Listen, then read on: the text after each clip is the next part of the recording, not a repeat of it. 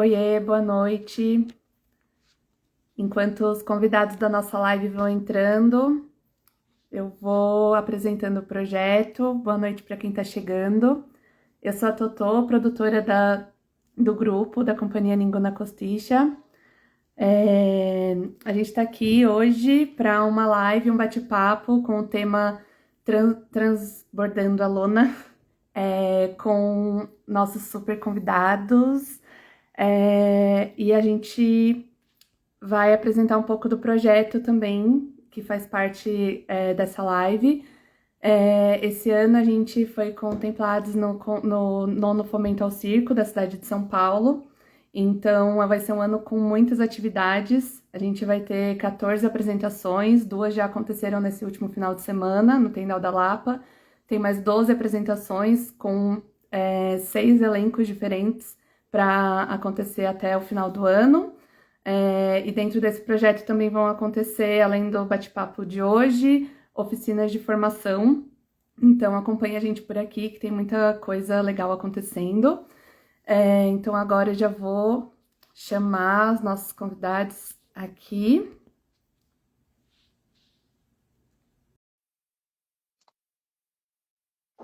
E assim que todo mundo entrar, eu vou já passar a palavra para a Vulcânica, que vai conduzir o bate-papo. Boa noite. Oi, Ari. Oi, Vulca. Oi, Fagner. Olá. Bem-vindos. Não estou conseguindo virar a câmera.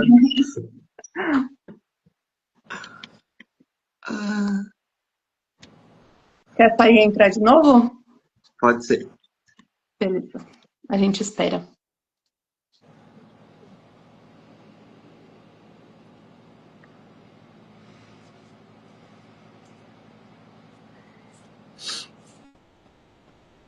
Oi, Painê.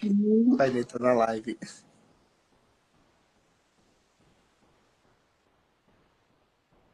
A Toti também está aqui na live online com a gente. A Pauli.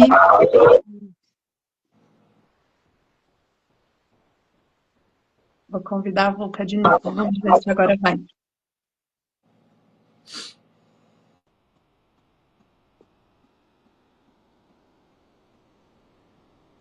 Agora sim.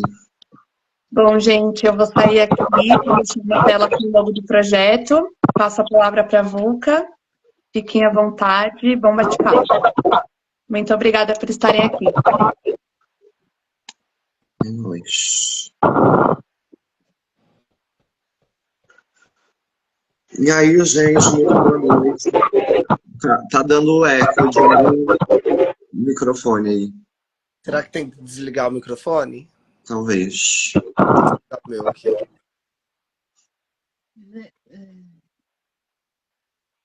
Você acha que foi? Foi. Então, muito que boa noite, né? Para quem está aqui na live, para vocês.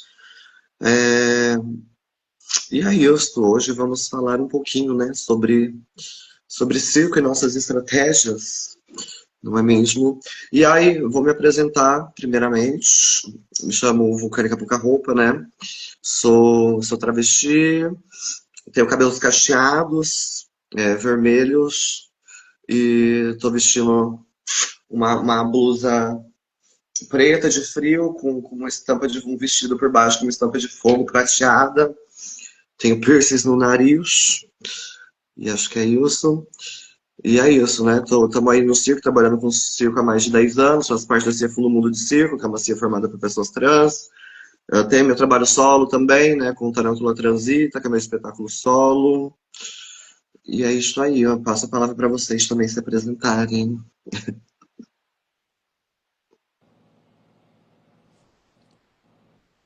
Vai, Ari? Vou eu, então. Eu sou a Jasmine Antico, eu sou uma mulher branca, de cabelos enrolados. Tô com um mullet novo agora, assim. Tô gostando bastante. Tá bem armadinho em cima e curto. e tem atrás um rabo mais comprido, enroladinho também, ruivo, cabelos, ó, de novo, né? Olhos esverdeados, nariz arrebitado, tem um sorriso torto, pescoço comprido, tô vestindo uma roupa quentinha, vinho, e tô muito feliz de estar aqui com vocês. Eu faço parte da companhia Casa das Lagartixas, sou palhaça, moro em São José dos Campos, interior de São Paulo. Sou uma pessoa que tem um andar charmoso, não retilíneo e fora do eixo, e os melhores movimentos involuntários já experimentados por mim e por algumas pessoas. É isso, estamos aí. Boa noite, gente. Que alegria estar aqui com vocês. Eu sou o Fagner Saraiva. Eu sou uma pessoa preta. Hoje eu tenho o cabelo blackzinho, mas hoje eu estou com a touca que tá tão frio. Tá uma touca amarela com um gorrinho azul. Atrás de mim tem uma porta rosa, alguns livros, uma prateleira. Estou com a camisa que para mim é verde, mas eu nunca sei. Eu acho que é um cinza meio verde. Faço parte do coletivo Catapum, que é um coletivo que pesquisa a palhaçaria preta aqui na cidade de São Paulo. Faço parte também do elenco oficial dos Doutores da Alegria. E estou também fazendo parte desse momento incrível aqui dessa live para debater um pouquinho sobre os nossos fazeres e nossas vivências. Muito grato pelo convite. Então, minha gente, eu gostaria que vocês falassem um pouco sobre as pesquisas de vocês, né? Primeiramente, para o povo entender o que cada pessoa tem pesquisado, trabalhado dentro do circo.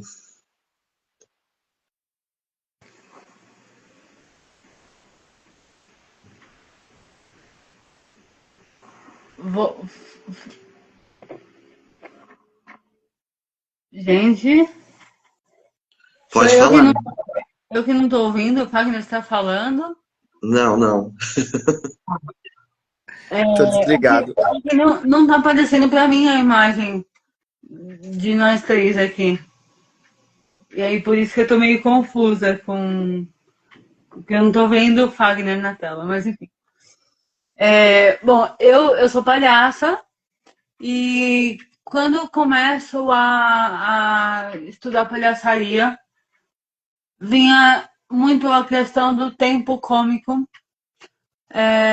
e vinha muito, para ser uma boa palhaça, você tem que. E aí eu comecei a não dar conta e perceber que meu corpo não acompanhava esse tem que. E aí eu começo então a partir da pesquisa do meu próprio corpo para encontrar possibilidades cômicas para além desse tempo matemático que a galera ensina, enfim, que não cabe no meu corpo. E aí eu a partir daí também começo lá a falar um pouco sobre questões que me atravessam enquanto pessoa com deficiência na cena. Então a minha pesquisa ela vem daí, vem do meu próprio corpo e de como encontrar nele possibilidades cômicas e a partir de memória e, enfim, identidade e pertencimento, que também é uma coisa que a gente trabalha muito na companhia, enfim, que eu faço parte. E eu acho essa pergunta muito boa, porque eu tenho que lembrar um pouquinho de quando eu venho, assim. Eu venho do Mato Grosso do Sul, né? Eu cheguei em São Paulo com 18 anos. Eu venho do Mato Grosso do Sul para fazer uma faculdade de artes. E lá no lugar, no território que eu moro, é uma cidadezinha muito pequena, de 28 mil habitantes. Então, tipo, a gente não tinha nem possibilidades, assim, de estudar. Não tinha, na biblioteca da cidade não tinha um livro de arte, né? E aí, enfim, acaba sendo um lugar que a gente fala, né, de periferia só Rio e São Paulo, mas o Brasil é cheio desses lugares de periferias, assim, sem acesso a muitas coisas, né? E aí eu peguei e vim para São Paulo para estudar umas artes cênicas. Cheguei querendo ser Paulo Altran, e aí descobri que eu sou palhaço. Mudei toda a curva do caminho, assim, né? Que foi uma máscara que me acolheu de uma maneira muito legal, mas ao mesmo tempo também me trouxe muitas dores, assim, né? O ensino formal sempre foi um ensino muito eurocêntrico dentro da palhaçaria, que tem muito a ver com isso que a Ariadne fala, porque ele acaba tirando alguns corpos do lugar, né? Então, você, para ser bom palhaço, tem que, e aí esse tem que é baseado numa eurocentricidade, num corpo cisgênero eurocêntrico, branco, e não é baseado nas nossas vivências do Brasil, né? Então, eu, como corpo preto, sofri muito. Essa técnica que a máscara do palhaço precisa catar, começar ali na máscara neutra para depois ir para a menor máscara. A máscara neutra, por exemplo, é uma coisa muito complexa na minha trajetória de arte, porque ela foi um lugar que me silenciou muito, assim, pedir um corpo neutro para uma pessoa que está em estado de alerta, para um corpo negro que a todo tempo está com medo, né, de passar na rua e por ser uma pessoa LGBTQIAP+, é pior ainda. Então vai duplicando esses lugares. A neutralidade que talvez o meu corpo tenha não é a mesma neutralidade que os outros corpos normativos cis têm. Então eu comecei a me questionar um pouco dentro dessa máscara. Me encontro com Chico Vinícius, e Chico Vinícius também estava nesse mesmo questionamento. E aí a gente começa a falar, vamos escrever então, porque também tinha esse negócio do palhaço baseado no eurocêntrico, que ele tinha que ser calado, né? Então ele não pode ter muita fala, só corporeidade. E a gente queria falar texto. O que a gente mais tinha para contribuir dentro do humor da comédia era falar, a gente tinha coisa para falar. E aí começa a pesquisa do Coletivo Catapum, que agora está com 10 anos, que é uma pesquisa ligada à palhaçaria preta, né? Então começa dessa necessidade de poder falar e necessidade de ter os nossos corpos protagonizados no picadeiro. E não a gente tentando, a tentativa de ser uma palhaçaria que não está dentro dos nossos eixos de vivência, né? Então, hoje em dia a gente tem essa pesquisa, assim, entendendo, claro, que nesse caminho muitas pessoas atravessaram o nosso conhecimento e a gente acabou percebendo que a palhaçaria preta, ela é múltipla, né? Então, é muito interessante ver as diferentes formas que nossos corpos se comportam dentro do humor pelo mundo, assim. E isso foi o que foi instigando. Então, cada vez que a gente conhece um palhaço preto ou um grupo preto do Recife, sei lá, ou do Amazonas, cada hora que vem uma novidade, a gente está se alimentando cada vez mais para procurar esse lugar que o picadeiro possa ser o nosso lugar de protagonismo. Eu ainda não tenho tantas pessoas no circo para me juntar, sabe? E tem pessoas, mas são pessoas muito espalhadas pelo Brasil. E a gente, enquanto galera def, né, enquanto pessoa com deficiência, eu ainda me sinto bem solitária nesse rolê, assim, do circo, sabe? Não encontrei minha galera ainda, assim, ó, pra falar, vamos embora. Mas eu sinto muito isso quando eu estou com a galera def artista no modo geral, sabe? Não necessariamente do circo, da palhaçaria. Esse lugar de se fortalecer, né? Junto com o nosso bando, enfim. E já que a gente está falando disso, né, de redes e tudo mais, eu gostaria que vocês falassem um pouco sobre as estratégias que vocês encontraram, que vocês usam para se manter nesse lugar, né, do circo, que a gente sabe que enfim, tem várias limitações, né? Tanto de contratação de trabalho, quanto de formação, quanto de criar rede, quanto tudo isso, né? E aí, gostaria que vocês falassem um pouco. Também pensando em criação de espetáculo, né? Que estratégias utilizar para conseguir entrar também no mercado de trabalho, né? Ser contratado e tudo mais. O que é que vocês têm articulado?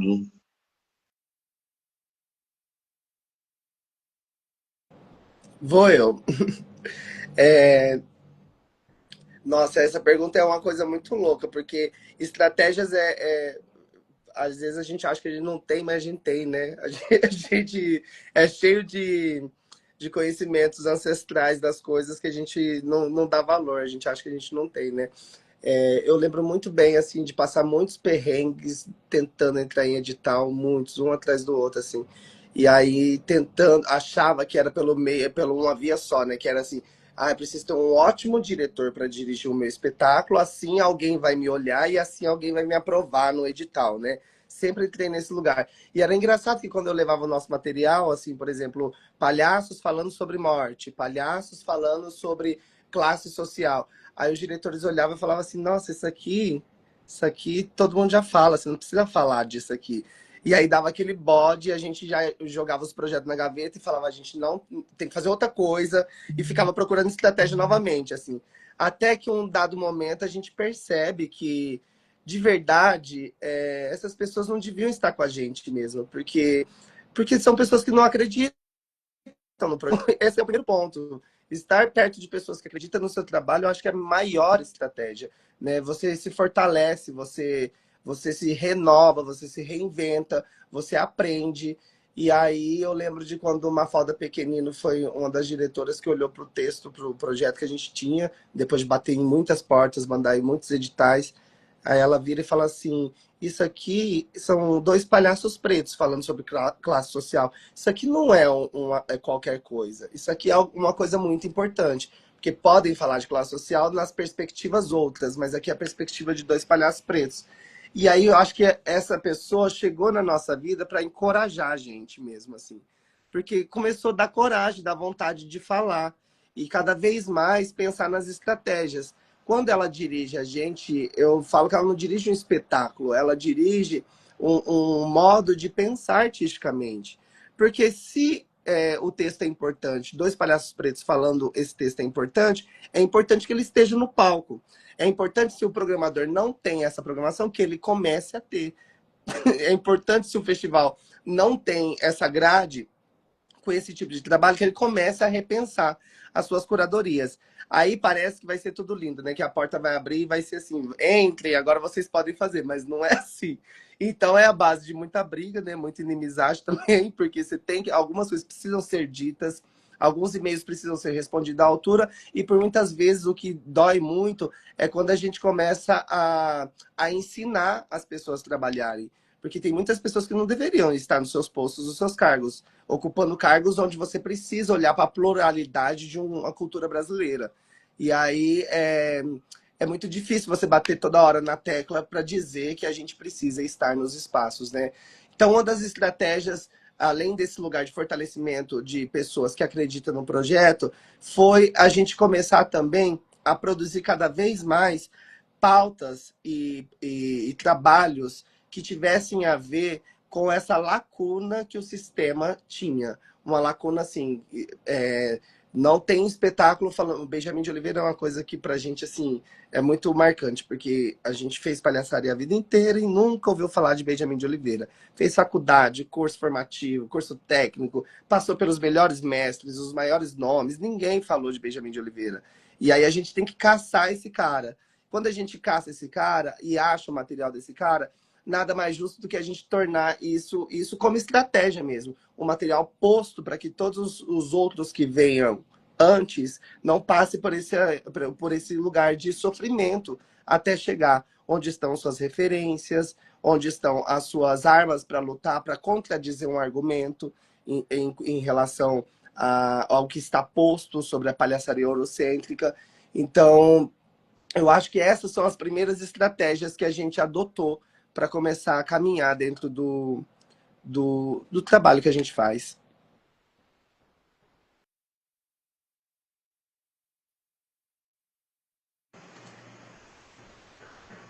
Estava aqui pensando, né? Que são muitas coisas, assim. Pensando em rede, eu acho que eu me fortaleço com esse bando def que em um momento eu encontro e que me sinto me sinto parte, de fato, de um bando, assim. Então, é, essa rede foi uma rede muito importante, assim, para mim, de ter criado e de existir nela, fazer parte dela. Ela é muito importante, mas também não posso negar que no circo existe ali algumas pessoas interessadas no que eu acredito e na minha luta e que também fortalecem essa rede para que eu consiga fazer meu trabalho. E aí, pensando nas estratégias aqui, eu acho que a minha estratégia sempre foi meio que cavucar os cantos, sabe, para entrar, assim. Foi meio que sempre tentar furar a bolha. Eu acredito muito não, e uma estratégia básica foi eu internalizar que a gente está num processo e que não, as pessoas não sabem de nada e que eu vou ter que ter paciência, sim, vou ter, enfim, eu estou no meio desse processo. E aí entender isso é também uma estratégia que às vezes é dolorosa, mas é uma estratégia para conseguir estar em movimento com o meu trabalho, né? E eu tenho cada vez mais criado estratégias para atingir outros públicos. Então, e que também considero como uma estratégia de venda, porque eu consegui, ao mesmo tempo, atingir um público que eu tenho muito interesse em atingir e mostrar a importância do acesso na prática, e não só para quem está me contratando, mas para todo mundo que está ali vendo a coisa acontecer de fato, é também uma estratégia para que eu consiga continuar fazendo o meu trabalho, lidando com todas as questões que tenho que lidar e ao mesmo tempo estar me divertindo, né? E sei lá, contribuindo para que alguma coisa mude aí futuramente. Eu ainda tenho esperança, gente. Talvez eu não veja essa mudança acontecer, mas eu tô aí, tentando. Eu gostaria de compartilhar também um pouco do que eu tenho feito, porque, enfim, vou compartilhar mais sobre o meu trabalho solo, né? O Tarântula Transita, por exemplo, que é um tanto também do que a Ariadne disse, que é, eu criei esse espetáculo, né? Eu já sabia que eu queria um espetáculo que crianças pudessem me assistir, porque para mim é muito importante que as crianças me vejam em cena e humanizem, né, a minha existência, tudo, não só as crianças, como os adultos e tudo. E aí eu fiz realmente pensando para esse público, assim, né? E porque eu acho importante que outras pessoas trans vejam meu trabalho também e tudo mais. Só que eu não quero ficar nichada, sabe? É isso. Eu quero conversar com todo mundo e que todo mundo possa ter acesso, né, ao que eu estou produzindo. E aí eu pensei em algumas coisas, né? Que o Tarântula Transita, ele é um espetáculo que ele surge a partir dos registros da Operação Tarântula, né? Que foi uma, uma caça a pessoas LGBTs que aconteceu no final da ditadura militar aqui no Brasil. E, sobretudo, travestis, né? Travestis pretas e tudo mais. E aí surge desse acontecimento, mas não é um espetáculo que quer contar a história da Operação Tarântula nem nada do tipo, né? É mais para levantar a fagulha sobre esse assunto que, quando se fala em ditadura, parece que pessoas LGBTs, travestis não existiram, né, nesse período, que não, enfim, e aí não se fala muito sobre o que foi a Operação Tarântula, que tem resquícios até hoje, né? O Brasil é o país que mais mata pessoas trans e tudo mais, que vem disso também, desse processo. E aí, o que eu penso, né? Tanto para divulgação, quanto para venda, tudo mais, né? E por ser um espetáculo que foi criado para acontecer na rua, eu me cubro inteira, né? Eu coloco um macacão que não dá para identificar se é homem, se é mulher, boto máscara que não dá para identificar se é homem, se é mulher, o que é. Porque eu fiquei pensando, na rua, né? Tô lá apresentando. Se a pessoa já me vê diretamente assim como eu sou, pode ser que ela não pare, entendeu? Para assistir o espetáculo. Pode ser que ela não deixe sua criança ficar ali sentadinha me assistindo. Então eu me cobri inteira, aí faço a pessoa rir e tudo mais, né? Que durante o espetáculo eu vou trocando de máscara e figurino e tal, e tem as três bonecas que brincam comigo. E aí eu só vou me mostrar para o público do meio para o final do espetáculo, assim, né? Bem construindo esse lugar mesmo, de tu já se sentiu confortável comigo, tu já riu comigo, e agora eu vou me mostrar como eu sou de verdade. Se você quiser levantar e ir embora, tudo bem. Mas pelo menos tu já entendeu que eu sou humano igual a você. E aí fiquei pensando nisso também, né? As fotos que eu mando para divulgação normalmente são com as máscaras e tudo, porque eu quero acessar esse público que não veria meu trabalho também por livre, espontânea vontade, assim, sabendo quem sou eu, né?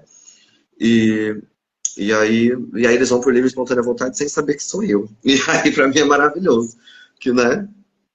Que é a vida. Mas foi um processo também, né? Até os programadores, programadoras entenderem que meu trabalho dialogava com isso, que não tinha problema e tudo mais, e aí começarem a comprar de fato o espetáculo, assim, né? Porque tem muito também esse lugar de que parece que não é possível, né? Um centro cultural bancar de uma travesti apresentar para a família, né? Mas tem rolado esse ano, sobretudo, né? Principalmente, e eu tenho ficado bem feliz, assim, com as trocas e com os públicos desses lugares, assim, também. Tem sido massa a troca, né? Pouca gente levanta e vai embora. E depois as crianças piram, né? Enlouquece. E, e é isto. E aí eu gostaria de saber de vocês também, como vocês sentem, né? Os públicos que vocês acessam com os espetáculos de vocês.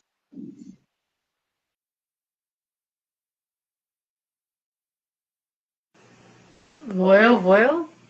Então vou eu. Eu sinto que rola uma mudança de chave, assim, ó.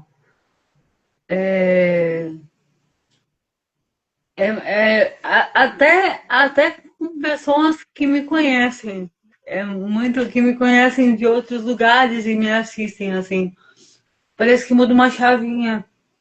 A pessoa me assiste e depois me olha de outra forma e aí me trata de outra forma.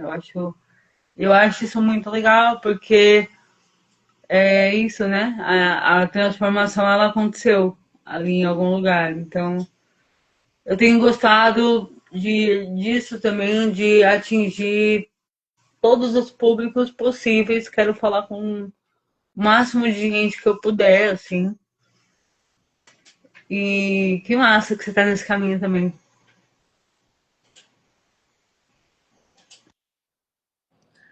Nossa, me veio tanta memória agora falando como a gente sente com o público, que eu lembrei de alguns momentos assim que no começo desse trabalho que a gente faz, o Catapum, ninguém dava nada, né? Agora, o último ano, agora a gente ganhou o troféu Picadeiro com esse trabalho. Eu acho tão engraçado quando ninguém dá nada e de repente vira uma outra coisa.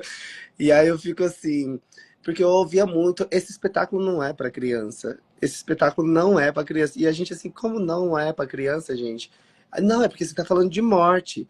Aí eu ficava pensando, mas as crianças da periferia, elas não pulam corpos para ir para escola?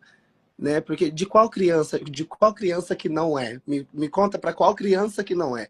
Porque a gente tem um lugar que talvez que a gente vive falando para as pessoas que as crianças descansaram, dormiu, né? E assim, a gente vai criando esse lugar de uma maneira errônea para depois lidar com adultos hiper problemáticos, né? Então, como é que a gente libera isso e deixa as crianças? Isso foi uma dificuldade muito grande, tanto para o público. Então, quando vinha a classe média alta assistir branca, cisgênera com suas crianças, saíam no meio do espetáculo, assim, de blocos, assim, indo embora. E quando a gente descia na periferia, e aí eu falo que me vem muitas memórias, porque eu lembro que uma vez a gente foi fazer um projeto junto com o Palhaço Sem Fronteiras, que chamava Ocupa Riso. E aí a gente ia apresentar esse espetáculo. Era num lugar de uma periferia, gente, juro pra vocês, tinha acabado de acontecer um incêndio. Aquelas pessoas estavam sem casa. E aí, a hora que falaram assim, vocês vão apresentar na Rua dos Mortos. Aí a gente falou, na Rua dos Mortos? Por que a Rua dos Mortos? Porque aquela rua antigamente era uma vala onde acabavam com corpos, sinalizavam com corpos ali. Por muito tempo foi esse lugar. E agora tinha um centrinho cultural lá. Quando falou isso, uma das integrantes do elenco, assim, desabou a chorar, assim, porque é o poder que a coisa tem, né? O poder que a coisa tem. Aquelas crianças estão crescendo sabendo que aquele lugar foi uma vala comum, né? Então, a hora que a gente entra ali com aquele espetáculo fazendo comédia, fazendo humor, é um ato não só de resistência, mas ritualístico para aquele lugar. Porque aquele lugar sabia muito bem o que era morte. Ele sabia, aliás, muito melhor que a gente. Então, não foi. Não, e a recepção não era nada sofrida, não era nada aquela classe média alta que fala: meu Deus, palhaço, vão falar de classe social. Ai, meu Deus, eu lembro de hater que falaram que a gente estava dividindo. Né, era época de campanha, de eleição, de Lula e Bolsonaro. Aí alguém assistiu, a classe média alta assistiu, foi no Instagram do lugar que a gente apresentou falar: eles estão dividindo o Brasil. Por isso que o Brasil tá metade Lula, metade Bolsonaro. Agora, qual o poder de um espetáculo para dividir o Brasil, né?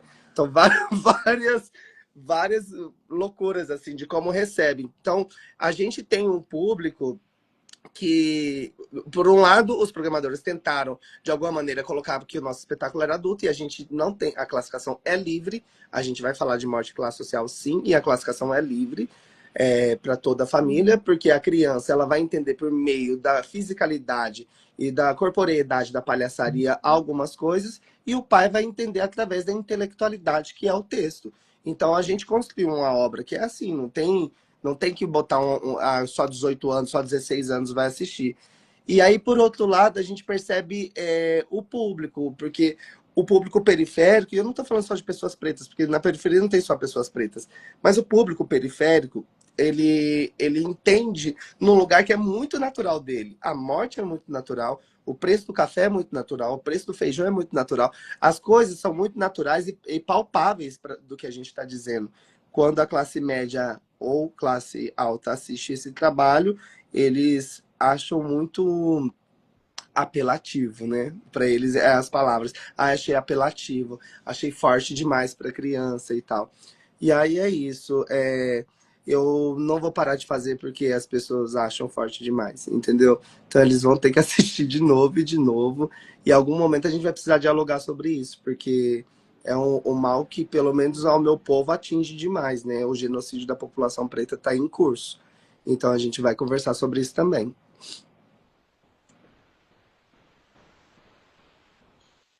Sim, e isso também é uma coisa, né? Porque o meu espetáculo também é classificação livre, né? E vira e mexe, querem colocar a classificação 16 anos, 18 anos. Eu falo, gente, mas por quê? Só pela censura ao meu corpo, sabe? Porque não tem nada no texto, não tem nada em lugar nenhum que tenha alguma questão que tenha que colocar classificação indicativa, né?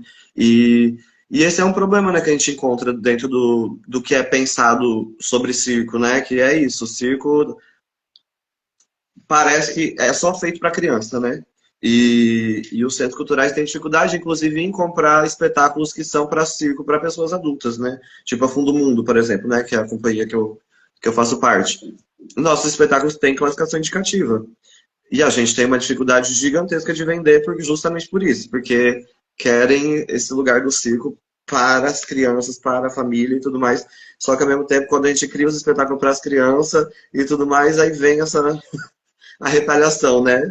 Não é para criança o suficiente. Mas, porra, o que tem aqui que não tem nada, né? Tipo, para não ser para criança. Ô, E Luca, eu queria até comentar isso. E é louco, né? Porque de um lado é isso, esse lugar que você não pode fazer porque é censurado para criança, mas também quando você vai querer fazer um circo para adultos, não vende, porque circo é só para criança. Então, então a gente vai trabalhar onde? eu queria falar pro povo que tá aqui assistindo a live, se quiser mandar perguntas e tal, pode enviar aqui no chat, que eu estou de olho É, e é isso. Eu gostaria também que vocês falassem um pouco de como vocês imaginam, né, esse espaço do circo, da cena e do movimento circense e tudo mais daqui 10 anos, por exemplo. Ou o que que vocês imaginam e desejam também, né, pro futuro, assim.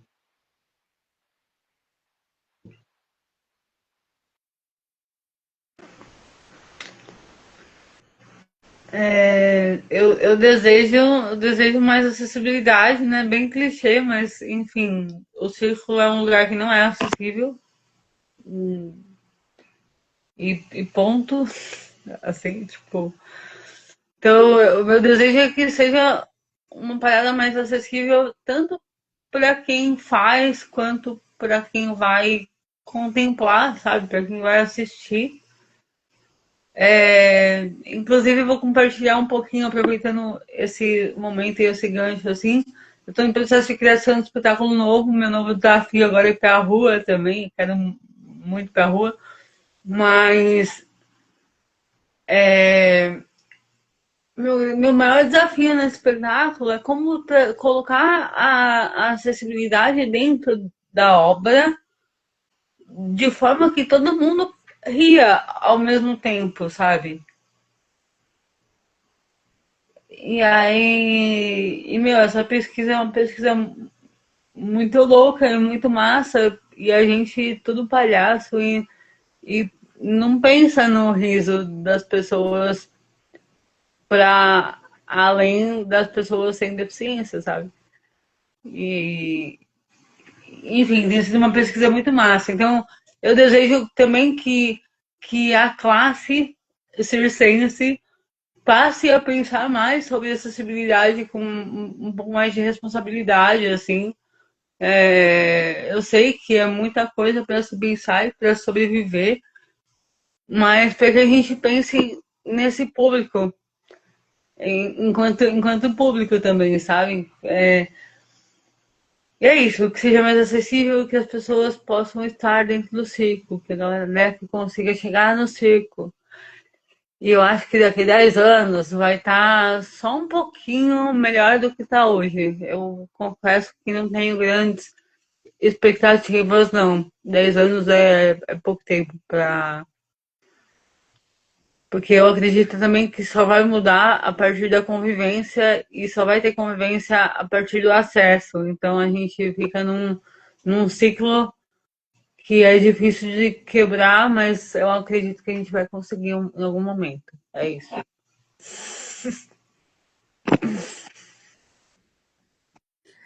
Eu gostaria que as coisas realmente mudassem daqui 10 anos, assim. Mas é muito louco, né? Eu fico pensando sobre alguns espaços institucionais que o circo habita, assim, que são majoritariamente vividos e ocupados por pessoas cis, brancas, héteros, por muitos anos. Esses espaços, assim, essas pessoas já estão lá habitando há muitos anos esses espaços. Quando a população dissidente chega, de alguma maneira, para ocupar esses espaços, eu tenho a sensação que uma máxima sobe sempre, que é assim, aquele lugar era tão bom antes. E aí, porque a nossa chegada nas instituições, parece que a galera entra nessa vibe que antes era melhor, agora porque tem os corpos, agora não é tão bom quanto era antes. Eu tenho muito essa sensação, cada vez que eu acesso um espaço desse, eu tenho essa sensação. E eu queria muito que isso fosse a primeira pauta, assim, que as pessoas realmente olhassem para a qualidade que cada um tem, porque a gente não chega nos lugares à toa. A gente chega por muito trabalho. A gente não tem nem a costa quente, nem amigo que coloca lá. Então a gente chega por muito trabalho. Então, para mim, a primeira coisa que eu gostaria é que daqui 10 anos eu não sentisse mais a sensação é de que quando você entra, as coisas piorou. Não, quando eu entro vai ser melhor ainda, porque eu entrei. Então, por que que na minha vez tem que ser ruim? Eu não acho justo isso. É querer diminuir o trabalho das pessoas, é querer deixar a gente coagido, é quase como se fosse um favor. Vou ter corpos trans, corpos PCDs, corpos negros, porque é um favor. Eu não quero favor, eu sei da qualidade de cada um, eu sei da qualidade de vivência, de trajetória. Então, daqui 10 anos eu gostaria de não sentir esse sentimento, assim, mais. Porque isso de verdade é angustiante, assim. Enfim, desabafei, desculpa.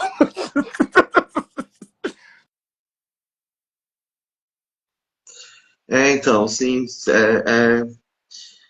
eu tenho essa mesma sensação e que as pessoas parem de tratar a gente também como cota, né, porra, e que tenha equidade nos espaços de decisão, na porra toda, né?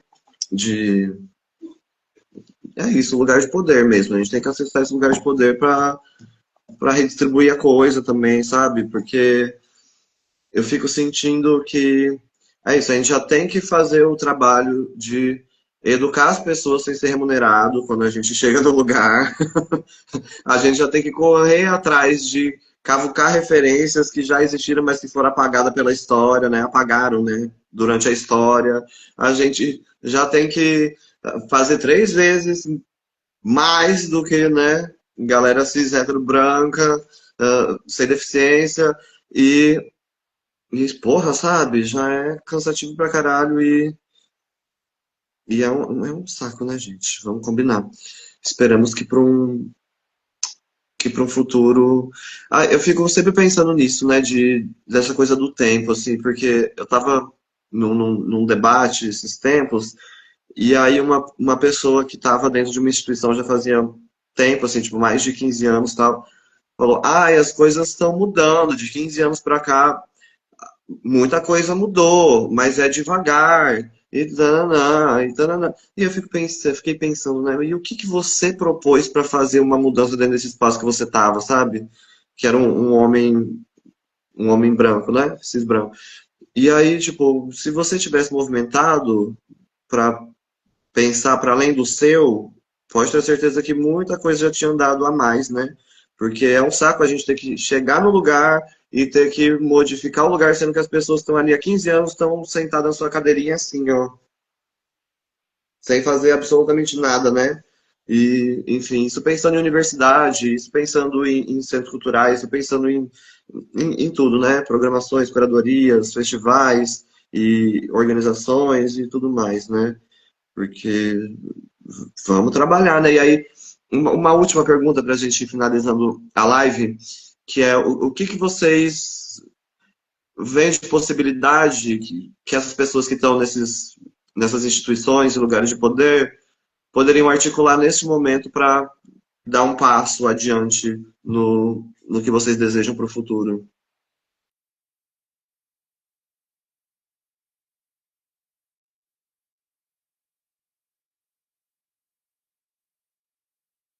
Gente, espera ainda, que fizeram uma pergunta aqui, aí estão pedindo para responder, que vai ter que sair da live. Cadê a pergunta? Você poderia enviar novamente? Talvez seja essa daqui, ó. Por que falar sobre diversidade e causas sociais seria algo ruim? Por que insistem em perpetuar esse sistema? Será que é essa? Creio que seja, né?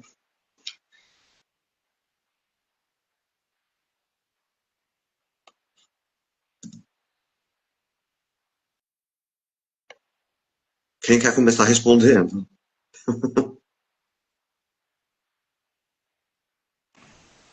Mas eu acho que é a sua resposta, Hulk.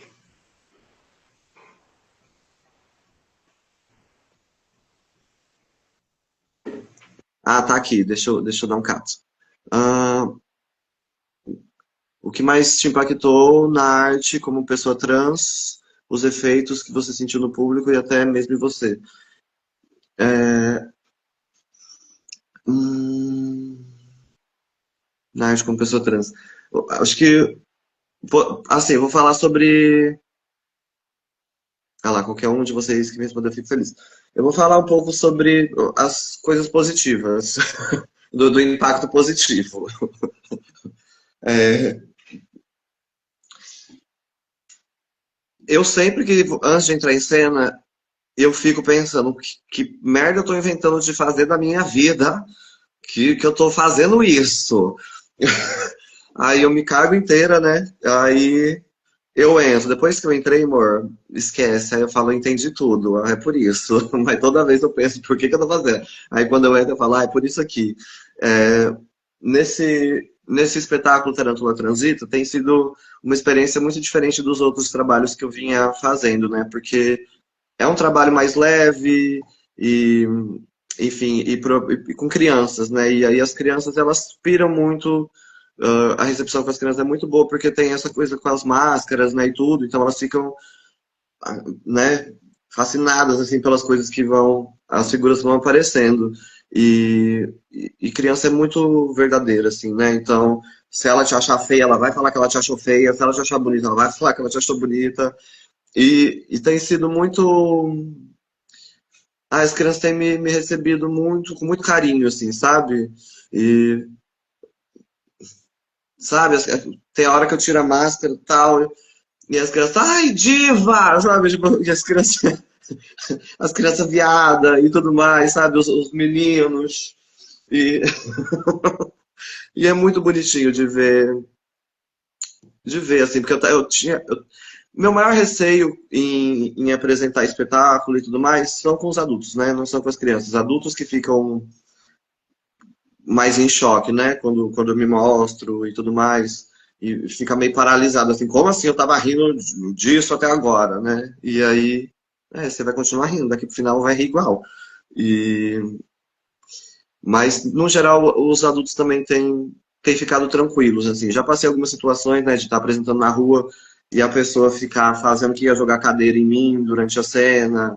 E aí, na hora que eu tiro a máscara, a pessoa fala, ah, mas não morreu ainda? E coisas do tipo, assim. Mas tem sido muito a exceção, assim, quando acontecem essas coisas. O público tem abraçado mais, assim. E eu fico feliz. E vocês, minha gente?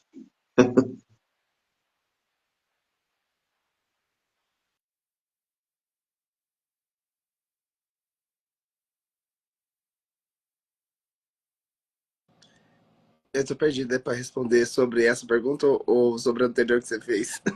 Eu também tô perdido um pouco. Pode ser essa que ela falou que tem que sair da live e depois a gente finaliza com a outra. Bota a pergunta aqui de novo para ver qual que era. É, deixa eu pegar aqui. O que mais te impactou na arte, enquanto a pessoa que você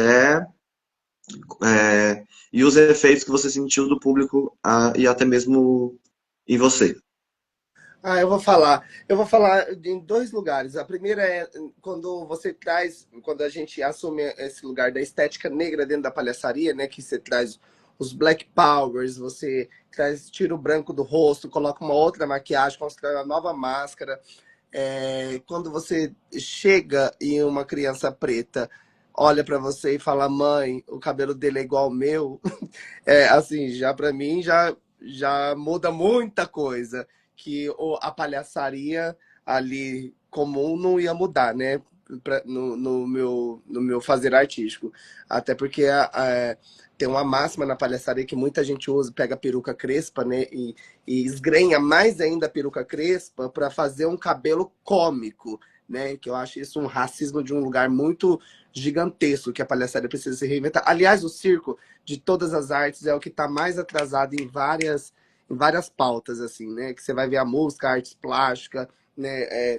Enfim, o slam, tantas outras coisas acontecendo lá em cima, e o circo com essa dificuldade ainda de compreender pequenos detalhes que ofendem o corpo e a vivência do outro. E eu queria contar para vocês um episódio de Dentro dos Doutores da Alegria, que foi a primeira vez que eu cheguei lá de palhaço, né? E aí, eu acho que eles estavam lá há 30 anos acostumados com palhaços fenopticamente brancos. Aí eu cheguei lá com o meu perucão, com o meu narigão preto, e aí tinha um menininho que ele chamava Heitor, pequenininho. O menininho, ele não falava.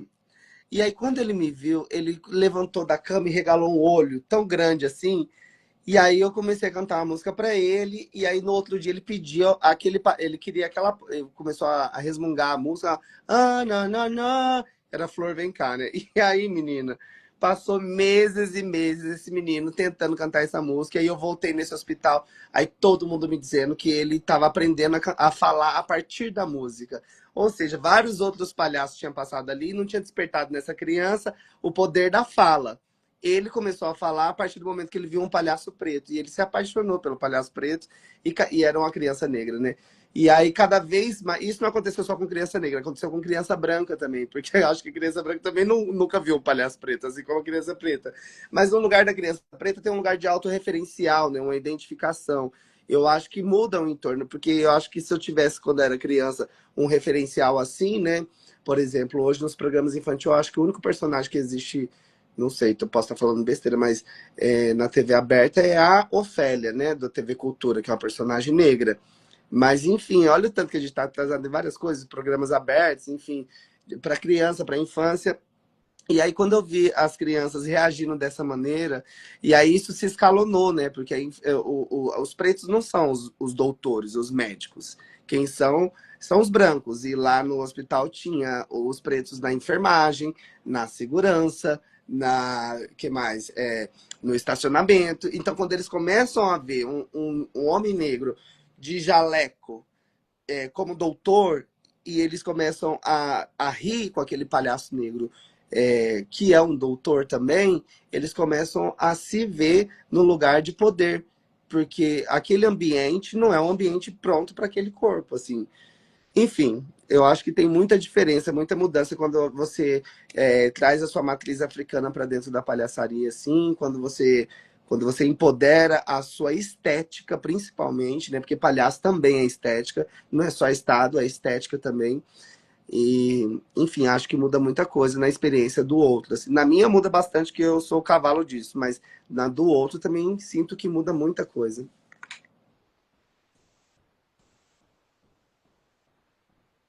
Respondi, será? Sim, acho que sim. É, eu acho que o que mais me impactou na arte como pessoa com deficiência foi o que a arte fez comigo, propriamente dito, assim. Quando eu entro nesse universo, nesse rolê da arte, né, da palhaçaria especificamente, que é onde eu começo, eu passo a encarar a minha deficiência de outra forma. E isso muda o meu cotidiano, isso muda o meu olhar sobre as deficiências todas, porque é isso, né, gente? Esse mundão aí é capacitista e eu fui criada num mundo capacitista, então eu também, quando me dou conta de tudo isso e do tanto de capacitismo que vivi, que vivo, enfim, que você começa a se dar conta mesmo, você fala, caraca, como é que eu não pensei nisso antes, né? Então, assim, muito do que me impactou na arte foi o que a arte fez comigo mesmo, assim, de me abrir muitos olhares para mim e para fora, enfim. E eu acho que o efeito é. A gente já falei um pouquinho, né, da mudancinha da chavinha que vira assim. E quando eu encontro com o público DF é muito massa,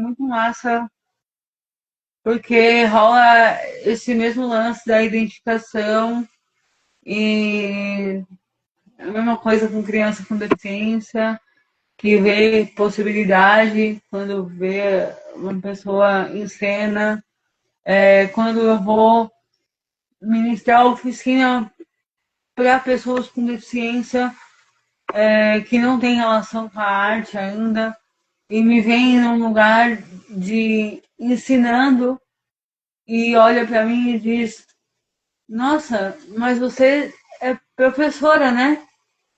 Tipo, eu posso estar nesse lugar também, sabe? Porque, então, assim, tem vários lugares aí que me impactam, né, durante a vida, enfim. É isso, gente. Não vamos prolongar muito.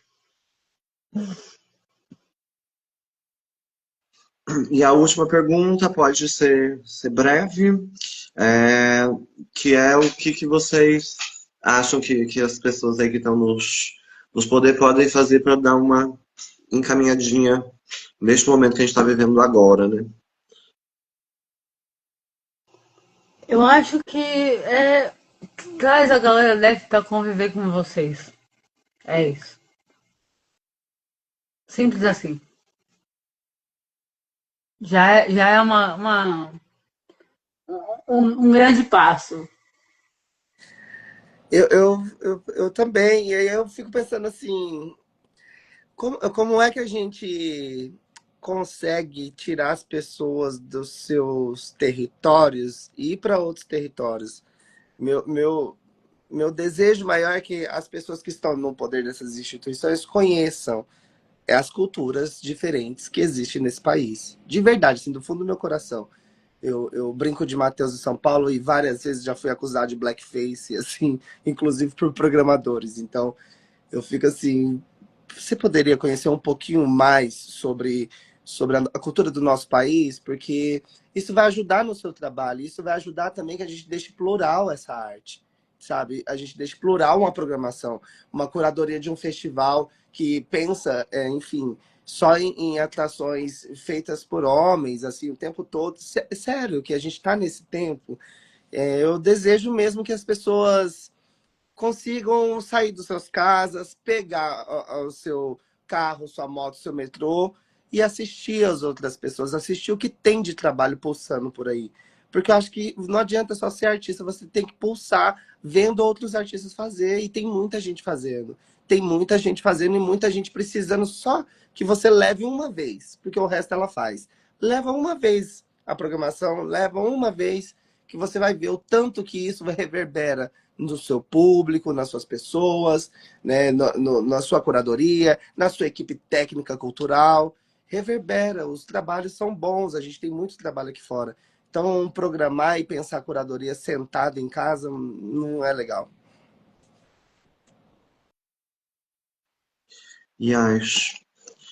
E solta a carta para elas também. Dá o dinheiro pra gente, aquelas. Contrata a gente para apresentar, para dar consultoria, para dar oficina, para, né? Para trabalhar. Bota a gente para além dos meses de luta, né, galera? Acho que é uma coisa importante também pra gente falar. Enfim. Sim. Importantíssimo. Inclusive, eu estou muito lisonjeado. Quero só pegar esse finalzinho para falar que eu estou muito lisonjeado, que eu estou com duas pessoas que eu tive a oportunidade de conhecer o trabalho. E eu sei da profundidade das camadas do trabalho de vocês e como vocês duas são incríveis no que vocês fazem. Tanto a Vulcânica no Tarântula Transita, quando eu fui, eu me emocionei muito. Quando eu assisti a Ariadne no Sesc Avenida Paulista, eu me emocionei muito. Levei a galera para ver, porque, tipo, tem que ver. O que a gente produz, por isso que eu falo, não tem costa quente. O que a gente produz tem. Ó, eu conheci uma frase, eu vou até compartilhar com vocês. Cida Almeida, mestra de palhaçaria maravilhosa, ela acabou de se formar doutora e a pesquisa dela chama osteografia. Osteografia é nada mais, nada menos do que é gravado no osso. Isso me tocou tão profundamente, porque todo mundo aqui faz osteografia. Todo mundo faz coisas que estão gravadas no osso, gravadas na sua vivência, né? Que é o tutano. O que a gente está entregando para o público é o tutano. Então, enfim, estou só feliz enfim, obrigado por estar com vocês.